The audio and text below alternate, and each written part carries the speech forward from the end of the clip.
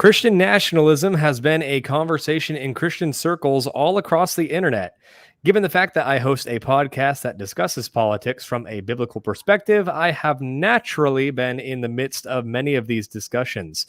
On this episode of Forge and Anvil, I will be joined by Mark David Hall to ask the question, who's afraid of Christian nationalism?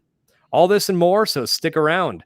Welcome to Forge and Anvil, where we hammer out uncomfortable conversations to sharpen ourselves for the cultural, political, and spiritual war that we are living in. My name is Connor. I am host of this podcast. I am a husband, a father, and a follower of Christ Jesus, doing my best to represent him well wherever I go. As I mentioned in that intro, I am joined tonight by Mark David Hall. So, Mark, go ahead and say hello to the audience and tell us a little bit about who you are and what you do. Well, thanks so much for having me, Connor. So I'm a professor of political science. I have a PhD in government from the University of Virginia, and I've done a lot of work on religious liberty and church-state relations in the American context. A couple years ago, I got drawn into this debate over Christian nationalism, so I wrote this little book on it. And let's say I mentioned that I'm a professor at Regent University, right? I'm working in our new PhD program there in political science. Awesome. Well, glad to have you, Mark. And I think your book is fantastic, and it's definitely something that more people need to be aware of. But before we get started on our discussion, for you listeners, feel free to go on over to forgeandanvil.substack.com. That is home for the podcast. I do put everything up there as it becomes available in podcast format. So if you want to type in your email, it'll get sent to your email every time a new episode drops, as well as additional articles by yours truly. So feel free to check that out. It is free. And of course, like and share this video. It does boost us in the algorithms and gets it in front of more people. And follow me on Twitter at Forge and A for additional content and updates on the show. All right, so we will dive straight in. So your book is titled Who's Afraid of Christian Nationalism? Why Christian Nationalism is Not an Existential Threat to America or the Church. So I guess the best place to just start is why you wrote this book. Well, I actually have a little story there. So January 6, 2021, I'm flying home on a plane, and a little layover in Dallas, I get an email from a reporter asking me to comment on the Christian symbols among the rioters at the U.S. Capitol building. And this was the first I had heard of it. And so I said, well, yes, I'd be happy to comment on them. And it took her about 20 minutes to get me any images. So I spent that time scrolling through all of the January 6th footage I could find, all the pictures I could find. And what I saw was a sea of MAGA hats, a sea of American flags, a sea of Trump flags, and no Christian symbols. Well, eventually the reporter sent me 5 slides. 2 of them were literally 1.5 miles from the U.S. Capitol building. Around the Washington Monument, there had been a rally there, a woman holding a sign saying God, freedom, and liberty, or something like that. There was a big wooden cross among those the earlier demonstration, but not necessarily at the riot itself. At the riot, there was an image of the Pine State flag, this Revolutionary era flag that has a pine tree on it, and it has the words, "An appeal to heaven," which could be from the Book of Judges, but it could also be from John Locke's Second Treatise on Government. And so really the only distinctively Christian symbol among the rioters was this crazy goth-looking guy holding a Bible in front of the rioters. And so I said to the reporter, you might want to be careful here. You seem to be having a narrative along the lines that Christians or Christian nationalists have attacked the U.S. Capitol building. I don't think that the pictures you've sent show much evidence of that. Well, she completely ignored my caution, didn't quote me in the story. And the next day, her story came out, as so many stories did. Christian nationalists have attacked the U.S. Capitol building. And there was a New York Times story quoting Sam Perry, the sociologist, saying this is as Christian nationalist as it gets. And as you dig deeper, you do find there was a Christian flag among the rioters. That crazy Viking guy said a prayer inside the U.S. Capitol. So there was some Christian stuff going on. I'm not denying that at all. But it just seems quite a stretch to attribute the January 6th riot to Christian nationalism. And so that piqued my interest. And I started reading literally everything I could find about Christian nationalism in America. And I was just shocked and dismayed by what I found. Hmm. Yeah, I'd love to talk through some of those findings, but maybe a good place to start is for you to kind of talk through what exactly is this Christian nationalism that we're hearing about, and kind of maybe frame the debate, because many normies, we're just busy, we're just average Americans, going to church, raising our families, working a 9 to 5 job. We're not terminally online, or at least most are not as terminally online as me. So, what is this Christian nationalism? Well, if you do a Google Ngram search, you'll find that really almost no one is using the phrase prior to 2006. And when it shows up, it's clearly talking about a different phenomenon. There's a book in the 1970s, for instance, called Black American Christian Nationalism. It's just clearly a different phenomenon. Beginning in 2006, you have a steady stream of critics publishing about one book every other year or so, sometimes one book a year, usually activists, people who are members of the Freedom from Religion Foundation and this sort of thing. And they're writing about these scary theocrats who want to take over America for Christ and literally oppress everyone except for white Christian males. And so it's racist, it's sexist, it's homophobic. It brings God and country together in a toxic way. And so we should be very, very afraid. And so when we're thinking about the debate over Christian nationalism, we need to understand this is what most people think that the problem is. And they literally, I quote like 6 people saying that Christian nationalism is an existential threat to the United States of America, that Christian nationalism is an existential threat to the church in America. And so I spent a lot of time going after these kind of ridiculous polemical works.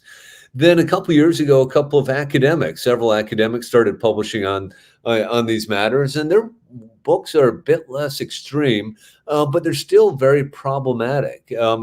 Purporting to measure Christian nationalism, Whitehead and Perry contend that 51.9% of Americans fully or partially embrace basically the same toxic stew of racism, sexism, militarism, and so forth.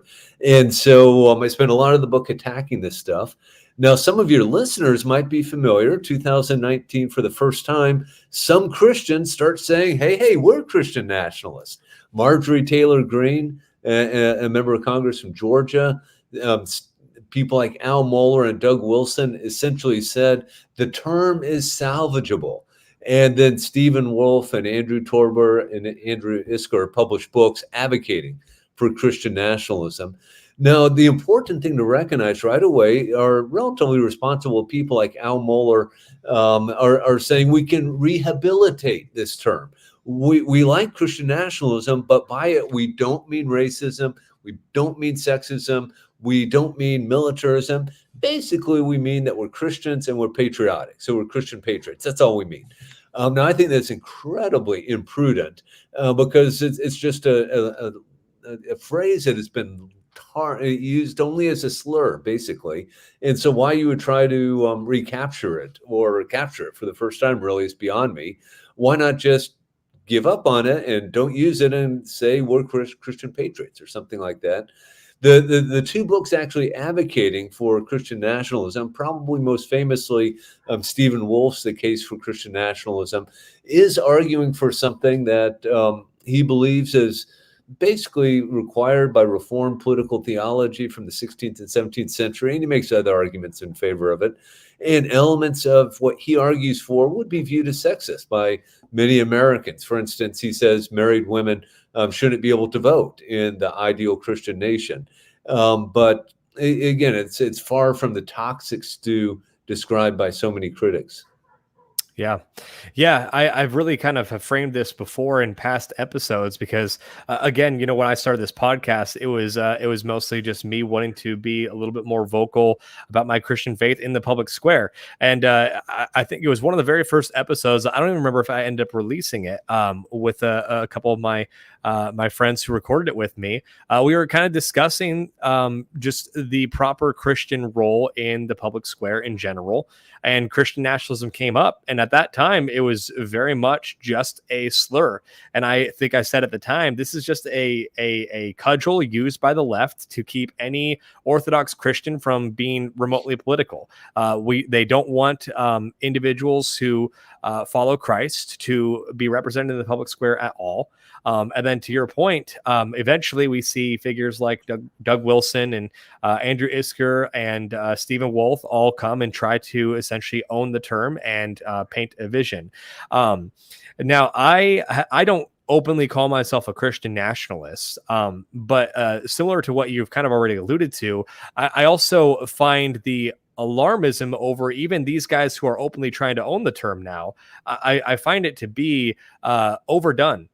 Because ultimately they're not really advocating for anything extraordinarily crazy, but it seems as though the sort of response from the Christian world to guys like Stephen Wolf or Doug Wilson has really been hysterical. What's your take on that?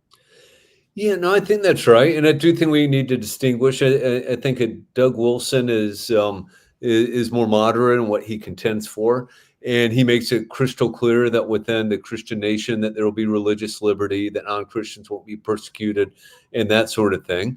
Doug Wilson is basically a libertarian, so almost all government would disappear within his Christian nation. And he's also crystal clear that by nation, he doesn't mean, I think people intuitively think United States of America.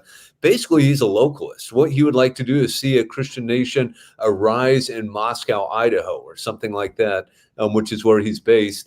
And of course, he has a church there, and they're trying to Christianize the place. But by any measure, he's not within a light year of capturing Moscow, Idaho. And so the idea that Idaho could become a Christian nation or the United States is just ridiculous. But again, if you bother to read what he actually says and argues for, it's a lot less scary, perhaps. Same with Stephen Wolf in some ways. Stephen Wolf makes it crystal clear that the United States is a failed nation. There's no hope that the United States will become a Christian nation.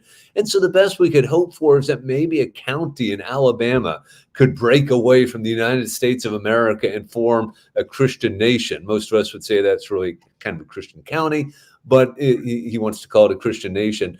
Now, just, even if you happen to find a county that was completely populated by very conservative Christians, that ain't going to happen. Alabama wouldn't let it happen. The United States of America wouldn't let it happen. Right. And so I think all these guys are either post-millennial or amillennialist. And so they're basically seeing the kingdom of God advance. And at some point, God, through his sovereignty, will bring about Christian nations. But anyone thinking that anyone's actually going to try to act on this within centuries, I think they just have no real idea about the sort of following these people have. They're all Calvinists, but even within Calvinism, it's a very idiosyncratic stream of Calvinism that maybe has tens of thousands of adherents in America. So it's just far from being any sort of popular movement or elite movement for that matter. Yeah. Yeah, it's funny because really, as you're describing what Wolf lays out in his book, you're really just describing localism, which most anyone who is a fan of the Constitution is not going to be in opposition to. We're ultimately talking about counties, having a larger say about what happens in their county than what the state government tells them to do and what the federal government tells them to do. So, in theory, you could have a county that is ran by all Christians and operates essentially like its own miniature Christian nation within the state. Of course, there's a difference between declaring themselves independent of the state. To your point, Alabama's not going to allow that to happen.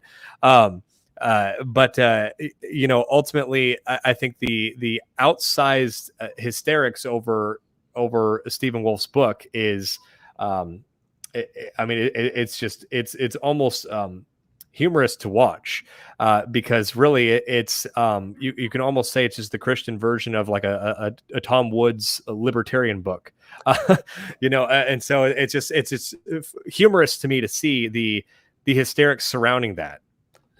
No, I think that's right. And, when this book came out, the critics of Christian nationalism were jubilant because they said, look, here is evidence. We've been telling you about Christian nationalism, and here's someone actually advocating for it. And of course, it's not all that hard for a book to reach number one in some Amazon subcategory. And that book did. And so they were, look, it's becoming a bestseller. It's actually fairly easy to check sales of books if you have access to something called BookScan. I don't have access to it personally, but my editor at Post Hill Press did. And so I said, could you see how many copies of this book has sold over like the first year and a half? And it's about 6,000 copies, which is about exactly as many as Taking America Back for God, one of the leading academic books critiquing that. And this is light years from being a New York Times bestseller, right? I mean, it's good compared to most academic books, but 6,000 books for a nation of what, 380 million or so. This is hardly taking the nation by storm. Yeah. Yeah, and ultimately, I've had a lot of individuals that openly own the term Christian nationalism, Christian nationalists on my show. I've said before that truly, I don't spend any time counter signaling these guys because first of all, if they were to have their way and a Christian nation happens, let's say they can wave a wand and it happens overnight, I'd be fine because I'm a Christian. My way of life is not in peril. These are not individuals that want to end my way of life, like so many individuals on the left would like to do. So for that reason, I don't see a need to spend any energy counter signaling them. But beyond that, I also know that anyone to the right of Stalin is going to be labeled a Christian nationalist by those who want to make Christian nationalism out to be the threat that they are saying it is. So ultimately, we could all be walking around calling ourselves professional scuba divers, and it doesn't matter if we actually are a scuba diver or not. Ultimately, if the left wants to demonize scuba divers, they're going to call us all scuba divers so that they can send us off to the gulags and have their way with us.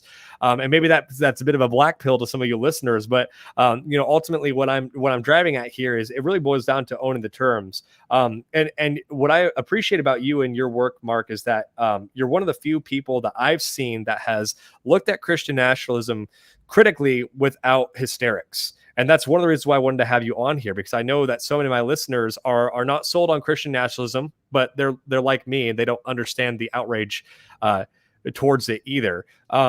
So I think your big critique though is ultimately boiling down to whether or not to own the term. So I know a lot of the arguments that have been presented by individuals like Wilson is the fact that derogatory terms have been used in the past and have been reclaimed.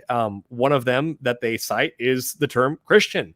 It was meant to be an insult. And then, of course, we now see today we're openly calling ourselves Christians. And it's a blessing to be a Christian and to be a part of the Christian church. Other examples that I've seen is Puritans, Quakers, Mormons. And I think you cite some of that in your book as well. So, what do you say to that argument ultimately?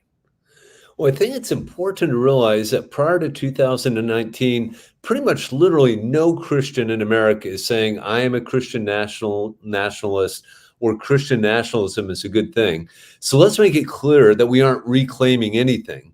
What people like Wilson are doing is claiming something.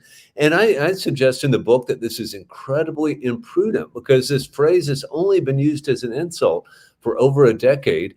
The analogy I came up with, and I kind of like, is the analogy of the fasces, that symbol from ancient Rome, the 12 rods bound by a rope, and then there's a little axe on top. It is a symbol of law and authority. And it used to be used all over the place in the United States of America. It was on the back of the Mercury dime. Lincoln, in the Lincoln Memorial, has his hands on two fasces. You can find them throughout the halls of Congress.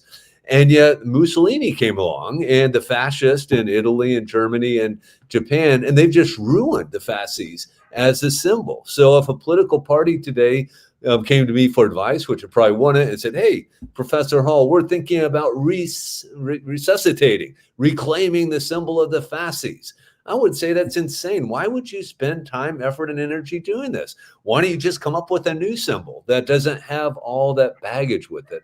And that's what I think exactly these handful of Christians, and do keep in mind it's a handful of halfway prominent people that are actually publishing or advocating for Christian nationalism. But really, you can count them on one hand, I think.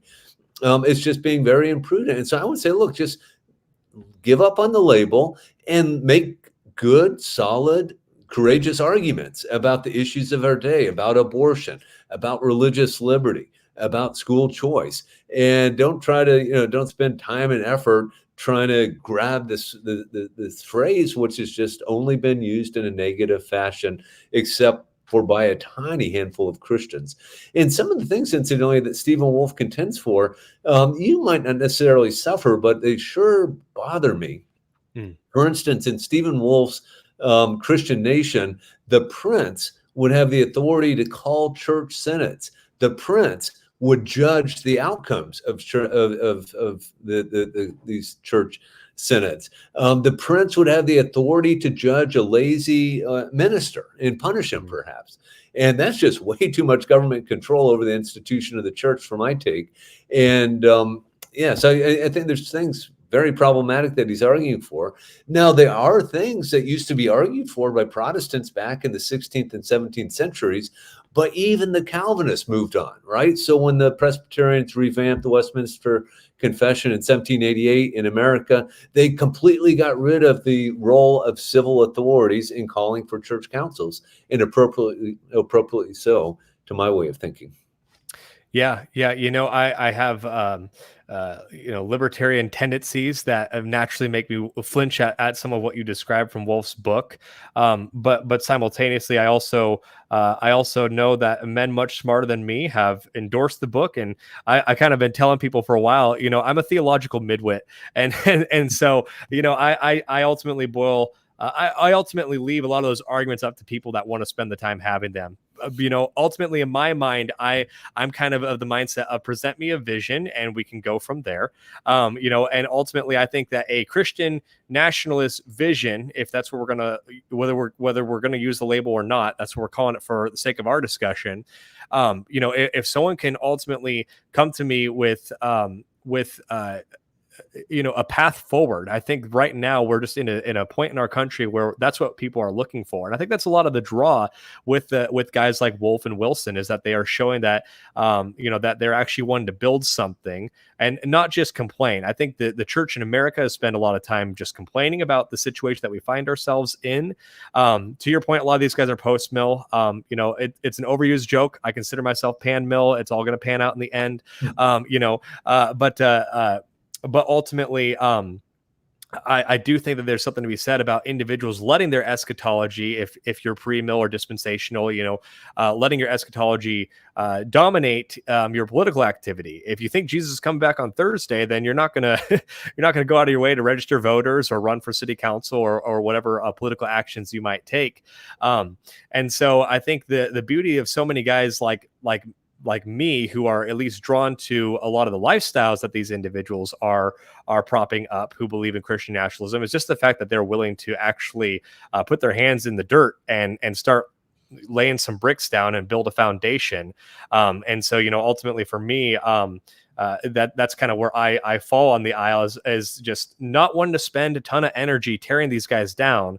But simultaneously, I don't, in casual conversations to, an average American, go out of my way to try to radicalize them on why they should specifically want a Protestant Franco. Yeah, no, I think that's fair. And I think some of the critiques of them have been entirely unfair. I do think, so from my perspective, I'm not so interested in tearing them down as to explaining why I think they're wrong. So in my book, I offer biblical and theological arguments in addition to prudential and constitutional ones against the vision they lay out. I do sense a frustration, and I think especially a lot of younger men, and they aren't exactly young men, but I run into this all the time, have just given up on political liberalism. This idea that we're all individuals, that we're all equal, that we have equal rights, that we should have freedom of speech, and this should extend broadly, and inevitably in their minds results in drag queen story hours and children receiving gender altered surgery and this sort of thing. And so I can get that frustration. I do think there are good arguments that can be made. First of all, I don't even really like the idea, the label of liberalism, because people usually associate that with Lockean liberalism, and it's a product of the Enlightenment. I think actually Reformed Christians came up with almost every important idea we have within liberalism.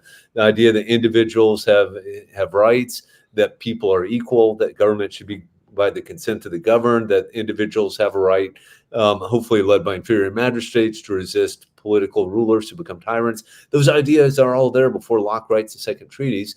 And I think there's ways we can get at. We don't have to just say, okay, we have to have drag queen story hours. There's ways we can get at that without getting rid of our constitutional order or freedom of speech and this sort of thing. And I do try to paint a bit of a vision for how Christians should engage in politics. And I do think we should.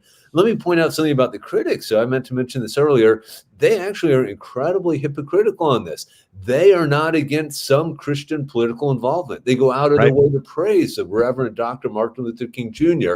leading the civil rights movement, and other ministers, of course, central leaders of that. That's good political activism, they say, Christian political activism. We just don't like basically when Christians do it for conservative ends, to restrict abortion, to promote religious liberty. That's bad. Christian nationalism, and it's scary, and it's racist, and so forth. And so the arguments are ridiculous. I think they need to be taken down. And if we take them down, then my hope is we could have adult conversations about when abortion should be restricted. And we can turn to the scientific evidence and the moral arguments and the biblical arguments and come up with actually solutions to these problems, solutions that go in the right direction. Right. Yeah, Raphael Warnock, senator from Georgia, is allowed to go into a black church in Georgia and talk about how we need to have access to abortion, and that of course gets praised by the left. But if any GOP politician was to do something remotely similar, it would be confirmation of their own premise that Christian nationalists are on their way to take over. It's just it's laughable hypocrisy, and it's out in the open. So we should call it out and mock it. To your point, but you've done a lot of work around the founding and America's history as a Christian founding. So maybe talk to us a little bit more about that, because I think the thing that we're currently running into is so many individuals on the right now believe that the Constitution is dead. And I think that you can make an argument that that's true. Age of Entitlement by Christopher Caldwell does a good job of kind of laying out a lot of the significant events that have taken place since the 60s that have really undermined the role of the Constitution in the public square. But I also think most of these individuals that believe the Constitution is dead, they're doing it. They're lamenting it. They're not rejoicing in that fact. We wish that we could turn the page back to the constitutional order as it was set out in the founding. So maybe talk to us a little bit more about the Christian founding and what your thoughts are on that whole debate around the Constitution and its current state of being. Yeah, thank you. So a couple of books ago, I wrote a book called "Did America Have a Christian Founding?" And I answered that question with a resounding yes. And what I mean by that, I go out of my way to define the terms, and I consider a number of definitions, and I end up with what I mean by Christian founding. I mean that America's founders were overwhelmingly influenced by Christian ideas or ideas developed within the Christian tradition of political reflection. Now, note one of the things I do in making that argument that sometimes popular Christian authors who are writing on these subjects do. One of the things I do that I don't do that they do is I don't really spend much time trying to argue that America's founders were all good Orthodox Christians. I think many of them were, and I think only a handful were clearly heretics. But I point out one could be a heretic and still be influenced by Christian ideas, just as one could be a Christian, a good Christian that we'll see in heaven one day, and be influenced by secular ideas. And so I kind of get out of that debate altogether. And I make an argument that America's founders were influenced by Christian ideas. To name just a couple, the idea that all humans are sinful, and that even Christians have to continue to struggle with the old man with them. And so this led them to develop a constitutional order characterized by things like separation of powers, checks and balances, and federalism. Enlightenment political thought at the time was going the exact opposite direction. They wanted a strong central government run by the experts, run by the philosophers, right? And fortunately, America's founders would have nothing to do with that. America's founders were firmly convinced that the Bible and Christian theology required an extensive protection of religious liberty for all Americans. And so they baked that into our constitutional order, from Article 6 prohibition on religious tests to the First Amendment to the Constitution. They went out of their way to protect religious liberty in a wide and broad conception of it. And there are several other ways that I think you can argue that America's founders were influenced in very practical ways when they created our constitutional order. Now, note, I argue that America had a Christian founding, not that America was founded as a Christian nation. I don't like that label because it sounds exclusive. It sounds as if, well, it's a nation founded for and by Christians, and maybe we'll tolerate non-Christians, but maybe we won't, right? Maybe we'll decide not to tolerate them. And I quote some wonderful letters from that era. My favorite is George Washington's to the Hebrew Synagogue in Newport, Rhode Island, where he makes it crystal clear that Jews have just the same rights to be here as everyone else, and that they have the same right to religious liberty. It's not a Protestant thing or a Catholic thing or a Christian thing. It's an American thing. And so this is a great gift of the founding.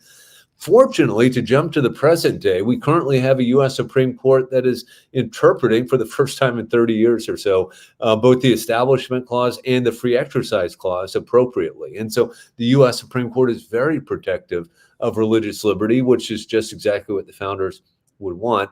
Where I think you and I agree, and I think here we've departed from the founders' vision at our peril. Since the 1930s, the federal government has been allowed to grow and grow and grow and reach into the states and take control of things that previously would have been left up to the states or up to localities.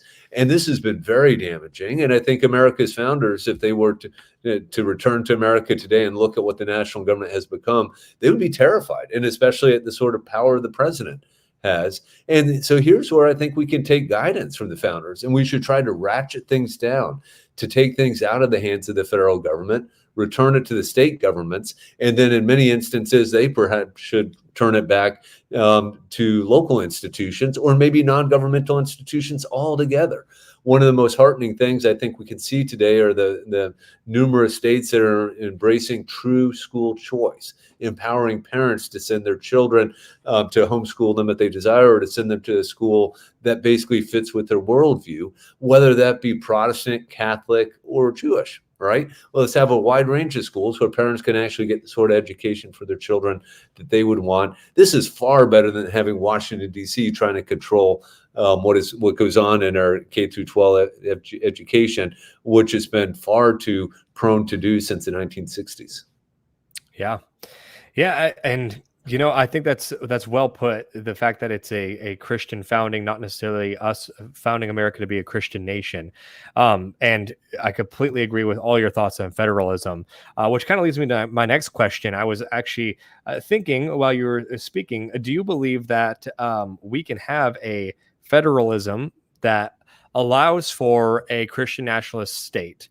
And allows for, California to keep being California, but for Tennessee to be a Christian state. For example, I know a lot of the founding documents of these individual state constitutions, they did have a state church, and that's a lot of where these individual territories were originally divided up. A lot of it was by denomination in the early days of the colonies. So in some ways, I would say that that's not a break from tradition. But what's your take on a federalist system that would allow possible individual states to maybe openly declare themselves a Christian state?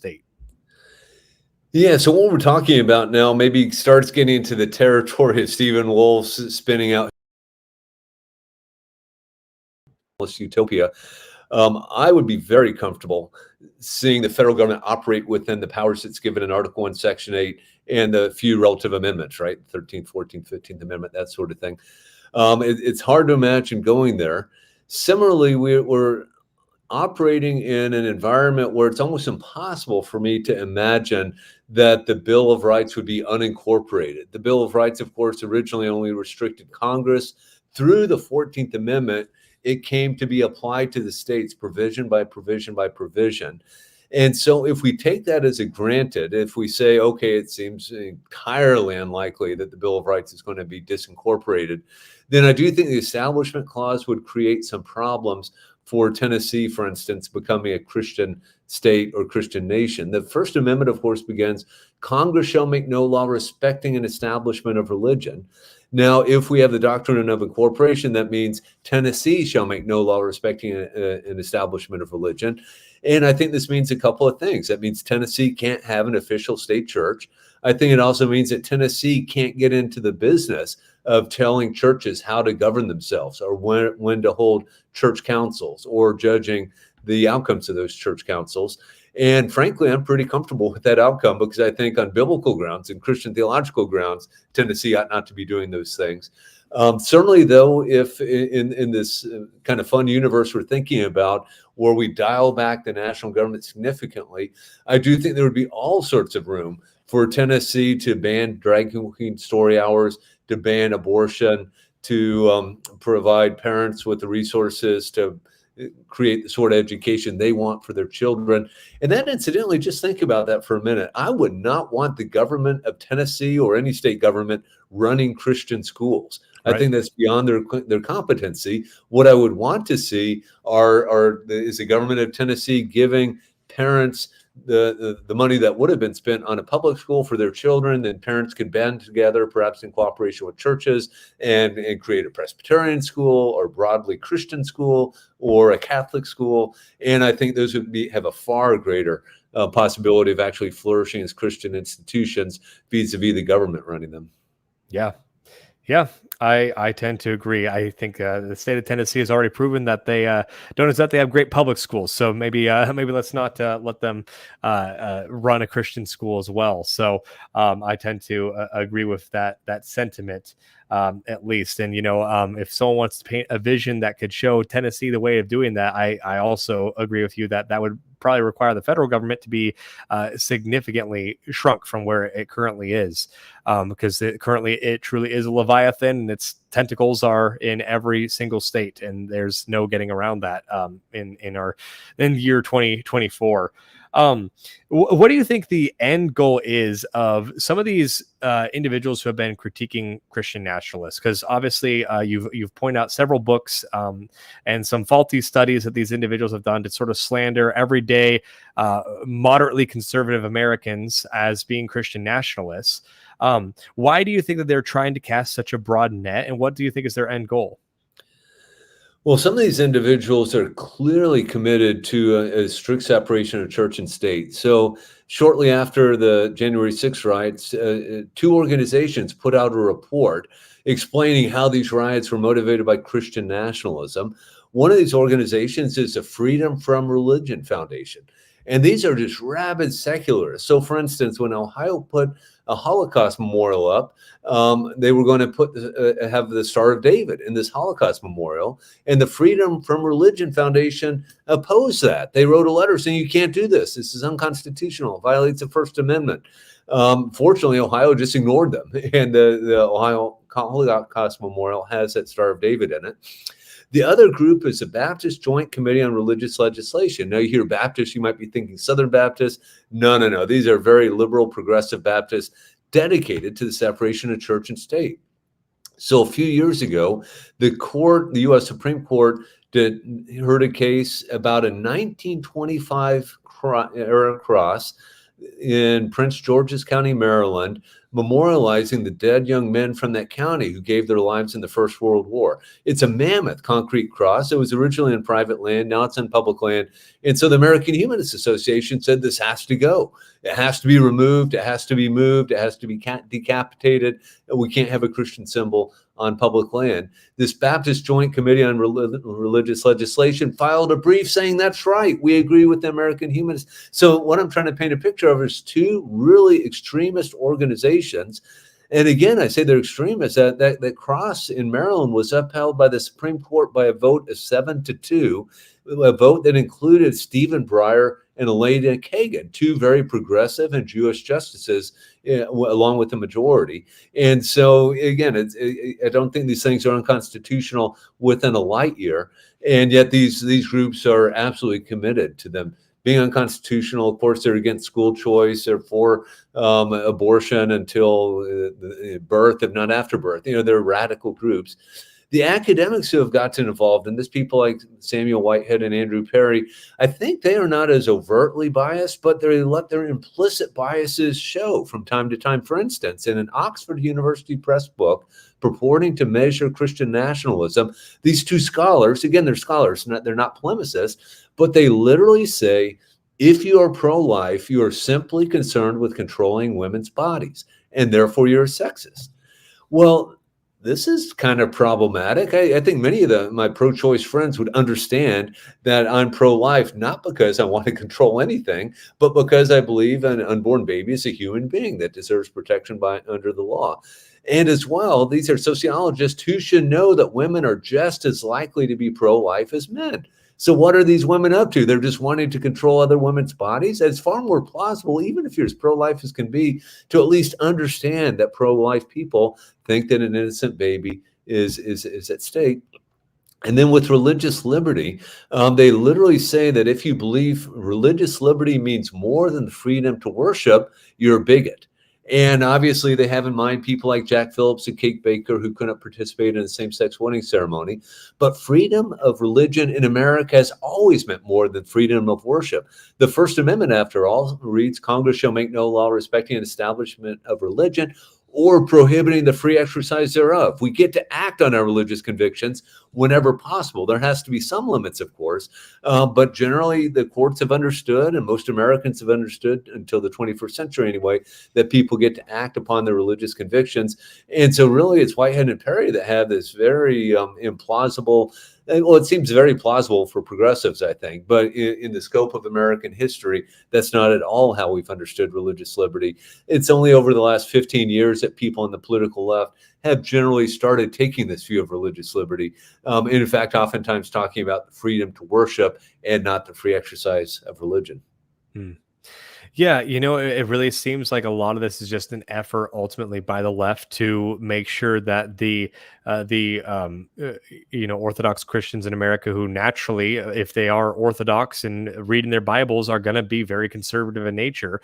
It's just ultimately meant to keep these individuals frozen in political apathy, and unfortunately it doesn't seem like it's very hard. There's such an impulse of third wayism among American Christians that really make it honestly gives an easy out in a way, I think, to a lot of these pastors and church leaders who would otherwise maybe feel convicted to be a little bit more vocal in the public square. And in fact, that's exactly what I think has been so great about your book. I think your book gives freedom to those whose consciences have been bound by the hysteric critics, to truly assess what's going on with Christian nationalism, to realize that there's a lot of hysteria surrounding it. A lot of individuals are trying to blow up the statistics with shoddy studies. But then simultaneously, there are individuals who are trying to own the term, and you kind of lay that out. Here's what they think. Here's why I personally think it's wrong. You can now take it or leave it. And so I think that your book is a very important book that I think a lot of individuals who are not willing to go as far as Stephen Wolfe or Doug Wilson, even, who, like you said, is more moderate even than Wolfe, but maybe they're still turned off by the mere Christendom vision that's been painted by Wilson. But they still feel this desire to get involved politically. And if they're hearing only the two voices on either side, it's nice to have a voice in the middle that says, no, you can be involved politically. You don't have to be a Christian nationalist. I think those individuals need to be prepared that they're going to be labeled Christian nationalists no matter what by the left. Mm-hmm. And that's where I'm at. I just ignore it. It's just like they're going to call me a racist if I'm political. I know I'm not, and it's slander. It's bearing false witness, and I have to just have thick skin and brush it off. But I really do think that your book is going to allow a lot of individuals who are unsure of how they can be involved in the realm of politics without either being pro-Christian nationalists or being completely against it, or politically apathetic. I think that your book really frees up those individuals to finally find their space. So truly, thank you, Mark, for writing that book, because I think it is a very timely. But feel free to respond to any of that I just threw out for you. Yeah, so I appreciate your tactic of ignoring it, and that's maybe a good tactic. I think another tactic, if someone's like in a conversation with me and say, well, you're just a Christian nationalist, to try to engage that person in conversation. Well, what do you mean by Christian nationalist? Oh, you conflate God and country, they might say. I absolutely do not conflate God and country. God is the God of the universe. God is God of the whole world. And Christians are a universal people that, have local insubstantiations where we might be Americans or English or French. And I think God loves us all and loves Christians everywhere. And so I don't conflate God and country in a meaningful sense. Well, you're pro-life. Well, yes, I am pro-life, but I'm not pro-life because I'm a Christian nationalist. I'm pro-life because I believe in it. You see what I'm saying? I try to engage in a conversation and hopefully get to a more productive discussion of the issues. And I do think with someone like myself, so I've made it crystal clear. No one could read anything I've written and say Mark Hall is an advocate of Christian nationalism. I make it crystal clear that what the polemical critics call Christian nationalism is indeed a toxic stew that needs to be rejected by every Christian. Racism, sexism, military. Yeah, of course we should reject all that.